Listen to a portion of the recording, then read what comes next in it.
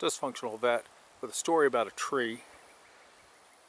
This tree right here is an oak, and when it is fully leafed out, it's a gorgeous, gorgeous tree. It is approximately 8 feet tall, maybe.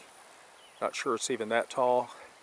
However, what makes this story so unique is that I come out here and fly my drone when I house sit this place, and I saw a ghost that I could not find by walking around, but I could see it on the film.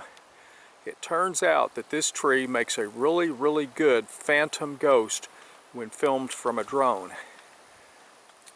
So if you have some kind of weird anomaly and you're not looking at lot lizards, there is a lot lizard drone channel, which I think is pretty funny.